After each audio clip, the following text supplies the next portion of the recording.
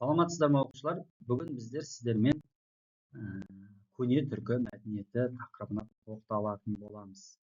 Біздер алдыңғы сабақта оқушылар не өттік?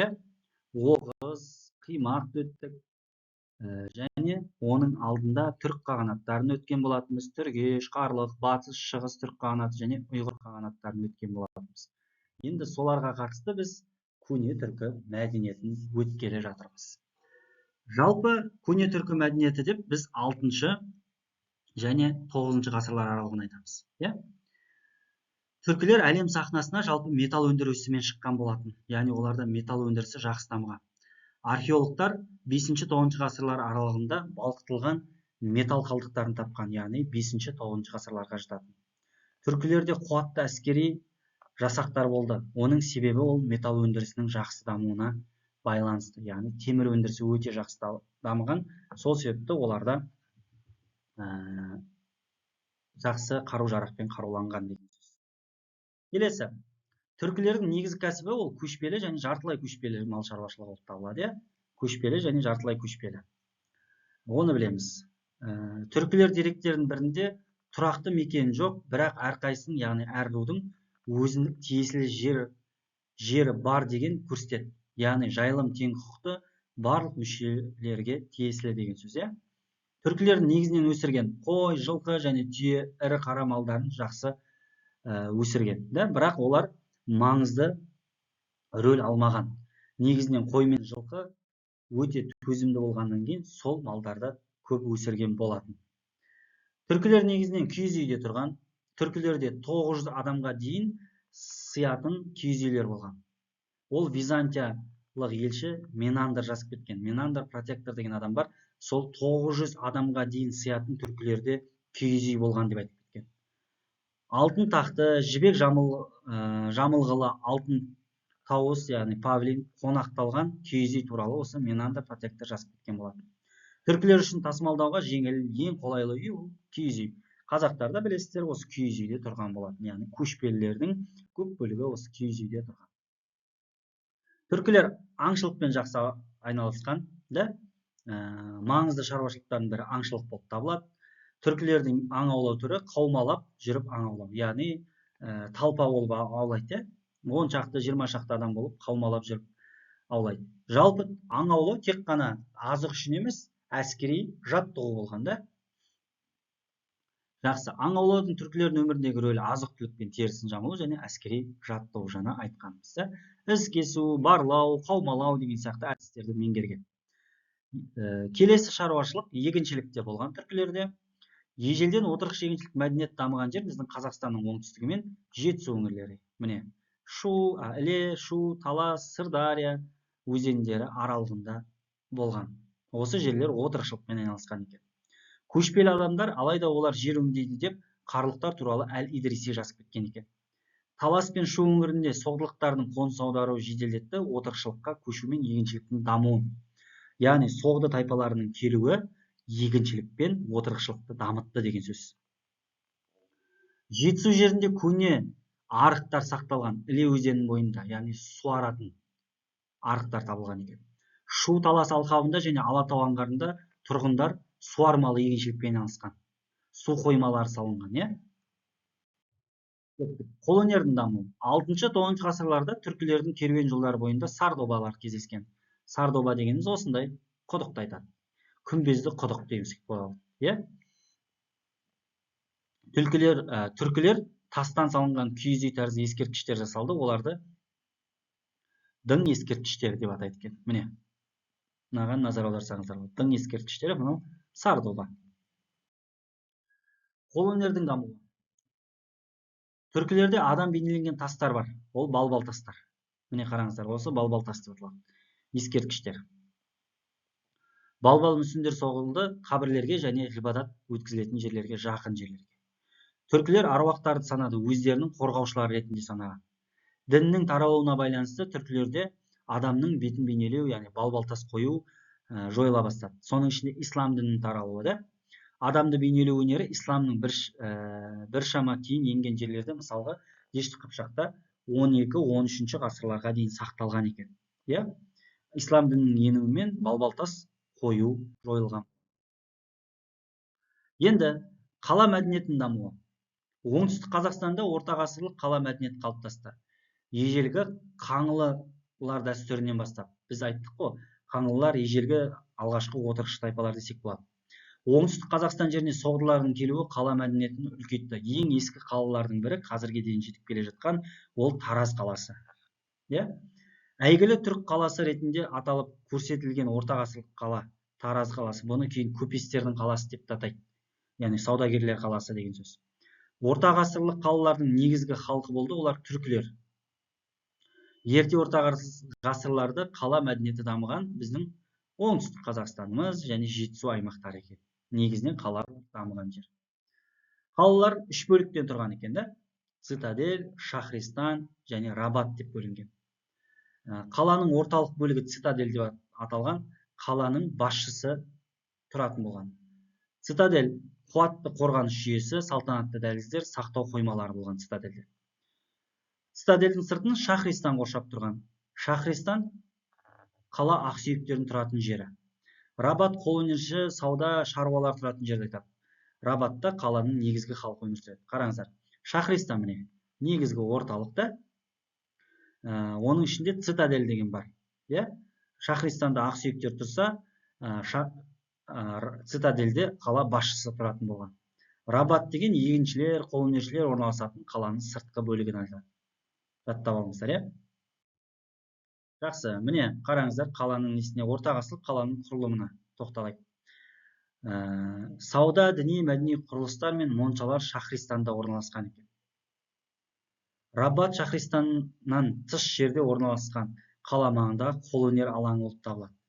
Шахристан қаланың негізгі өзегі, ақсүйектердің резиденциясы. Яғни мына жерді көрсетіп тұр. Мынау қаланың сырты, Рабат дейміз. Цитадель ең жақсы қорғалған, қорғаныс жағдайына бейімделген қаланың орталық бөлігі. Яғни бұнда көбіне кімдер тұрады? Қала басшысы тұратын болған. Енді қалалардың қалыптасуы. Хадуд әл-Аламда, қарлұқтарда 25 қала бар деп айтады, араб деректері. Көне түркі руна ескерткіштерінде түркілік атаулар кездеседі. Балық қала, балықтағы қалалықтар, бар ғимарат деген мағына білдіреді. Орта ғасырлық Қазақстан қалаларының ерекшеліктері. Қазақстан қалалары көшпелілер әлемімен тығыз байланыста болған. Қала халқының бір бөлігі жартылай отырықшы, мал шаруашылығымен айналысқан. Жаз мезгілдерінде жайлауды өткізген.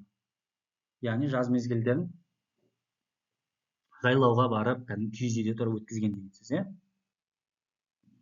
Қалалар алғашында әкімшілік сауда орталықтары ретінде құрылған болатын. Кейін бұл жерге адамдар келіп қоныстана бастайды. 6-9 ғасырларда қала мәдениетін дамытуды маңызды рөл атқарған ол бізде Ұлы Жібек жолы. Ұлы Жібек жолы сауда керуенінің өтуі қалалық мәдениеттің дамуына алып келген болатын. Сәулет өнеріндегі ескерткіштер. Қабырғаларды әрілендіруде пайдаланды. Өсімдік, зооморфты, хайуанаттар пішіні өрнектеріне қараңыздар. Әртүрлі ою өрнектер пайдаланған. Қазба жұмыстарын жүргізу нәтижесінде Будда храмдары табылған. Суяб пен Науа кенттен Будда храмдары табылған. Сол Будда дінін бізге алып келген кезінде кімдер еді? Соғдылар алып келген. Оны Бартольд жазып кеткен екен. Сәулет өнерінің ескерткіштері. Жамбыл облысында Қарлұқ дәуіріне жататын сәулет ескерткіші бар. Ол Ақыртас ғимараты деп аталады. Оңтүстік Қазақстан облысында Қаратау баурайында Баладж деген қала табылған. Міне суретте қараңыздар. Сауданың дамуы. Ерте орта ғасырлар кезегінде сауда жасалды. Көбіне айырбас ақша түрінде. Яғни бартер дейді айырбасты.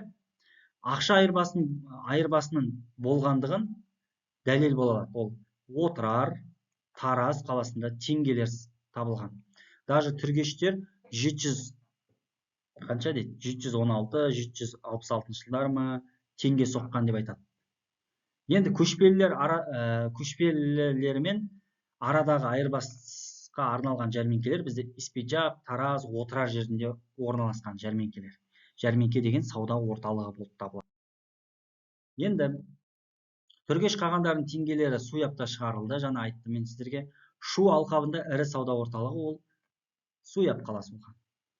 тарихи деректерде көпестер қаласы, яғни саудагерлер қаласы деп Тараз қаласын айтқан екен. Міне, Тараз қаласы Талас өзенінің бойында тұр, Шу өзенінің бойында Суяб қаласы тұр екен. Енді оқиға куәгерлері мен тарихшылардың деректерінде не деп жазылған екен? 630 жылы Жетісу өңірінде болған Будда монахы осы аймақтың қалалары туралы алғаш рет сипаттап жазған. Ол мөлдір теңізден, яғни ыстық көлді айтып отыр. Солтүстік батысқа қарай 500 ли жүргеннен кейін Суе, яғни Суяб қаласы бойындағы қалаға келдік дейді. Суяб қаласына келдік дейді. Бұл қаланың ауқымы 6-7 ли дейді. Онда түрлі елдердің саудагерлері аралас тұрады. Суяның, яғни Суябтың тура батысында бірнеше ондаған жеке қалалар бар. Олардың әрқайсының өз ақсақалдары бар. Олар бір-біріне тәуелді болмағанмен, бірде-бір қағанға бағынады дейді. Бәрі де бір қағанға бағынады екен. Тудзюге дейді. Тудзю деген қаған. Қараңыздар, орта ғасырлық қалалар қай жерде орналасқан? Мына жерде Сыр қалалары берген, Сырдария маңындағы, және мына жақта Жетісу қалалары. Бізде Жетісу қалаларына Күңгіт, Ескі Грузия, Талхиз, Баласоғын, Суяб, Науакен, сосын Таразды да жатқызуға болады. Ал бізде оңтүстік Қазақстандағы қалалар ол Жент, Янгикен, Ашнас, Сығанақ, Сауран, Түркістан, Отырар және Испиджаб қалаларын жатқызуға болады. Баладжыда біз көбіне Жетісу жаққа жатқызамыз. Енді Сарайшық қаласы кейін пайда болған қала, кейбір деректерде бұл 13 ғасырда пайда болды дейді, батыстағы қала. Имақия деген қимақтардың астанасы болған Ертіс бойындағы қала бар. Бұл Ертіс өзенінің бойындағы қала болып табылады. Сонда біз қалаларды Сыр өңіріндегі қалалар деп бөлеміз, яғни Сыр өңіріндегі қалалар және Жетісу өңіріндегі қалалар деп бөледі екенбіз. Енді көне түркі дәуіріндегі жазуға тоқталайық. Жалпы Орхон-Енисей жазуымен таныспыз, біз. 6-7 ғасырларда Орталық Азия, Төменгі Еділ бойында, Солтүстік Кавказда түркі тілдес тайпалар пайдаланған жазуды руна жазу деп атайды, немесе Орхон-Енисей жазуы дейді. Әкімшілік және дипломатиялық істер барысында пайда болған осы жазу қажеттілігі. Біздің қазіргі қазақтардың ата-бабалары түркілер жазған жазуды руна жазу немесе Орхон-Енисей жазу дейміз. Көне түркі жазуын байқай аламыз. Алғашқы ол бұғыты ескерткіштері. 568 жылы түркілерден келген Маняхтың жолдау хатынан біледі екенбіз. Біз білеміз ғой, 568 жылы Манях Византияға барып, елшілік атқарып келген. Бұғыты ескерткіші бізде 582 жылы табылған. 582 жылға жатады. Енді 582 жылы алғаш түркі қағандарының ерлік істері жазылған құлпытас, ол бұғыты құлпытасы деп аталады. Көне түркі руналық әліпбиі пайда болды 1-ші мыңжылдықтың ортасында. Түркі жазуын алғашқылардың бірі болып зерттей бастады, ол 18-ші ғасырда еуропалықтар зерттейді. Герман мен скандинав руна жазуларына ұқсас келеді, яғни руна құпия деген сөзді мағына білдіреді. Год сөзімен байланысты дейді. Яғни руна сөзінің мағынасы құпия, соны жаттап алсаңыздар жеткілікті. Келесі, алғаш руна жазуын құпиясын ашқан бізде Томсон, дат ғалымы, Даниядан шыққан ғалым, 1893 жылы Тәңірі түркі деген сөзді оқиды. Томсон көне түркі әліпбиімен қатар оның аудармасын көрсеткен еңбегінің атауы кілті ашылған Орхон жазулары дейді. Кейін бұны Радлов толықтай оқиды. Түркі жазулары негізінен Орхон және Енисей өзені бойындарынан табылған. Орхон, Енисей ескерткіштері жатады. Білге қағанға арналған, күлтегінге және тоны көкке арнаған ескерткіштер. Енді мәңгі тасқа сызып жазған жыры мен сөзінің білге және күлтеген ескерткіштердің авторы. Бізде ол Иолық Тегін деген адам. Иолық Тегін осы түркі руна жазуын қалдырған болатын. Түркілердің ағашқа жазу әдісін біз оймыш немесе ксилография деп атаймыз. Ағашқа да жазған олар, ағашқа ойып жазуды ксилография немесе оймыш жазу деп атайды екен. Келесі бізде көне түркі наным сенімдері. Қараңыздар енді. Түркілердің наным сенімдері. Түркілердің негізгі сенгені ол көк тәңір болған. Яғни тәңіршілік. Тенгри деймін, не дейді орысша, солай атайды ғой. Енді тоқталайық соған. Орта әлемдегі басты құдірет ол жер мен су. төменгі әлемнің әміршісі еркілік дейді. Тәңіршілдік бойынша әлем бөлінді жоғарғы, орта және төменгі деп. Француз ғалымы Жан-Поль Ру пікірінше көне түркілердің арғы ата бабалары табынды көк тәңірге табынған дейді. Жан-Поль Рудың айтуы бойынша. Түркілер Омай анаға да сыйынған. Көк тәңірі, Омай ана, қасиетті жер су, міне осылардың барлығын өздерінің құдайлары деп сыйынған екен.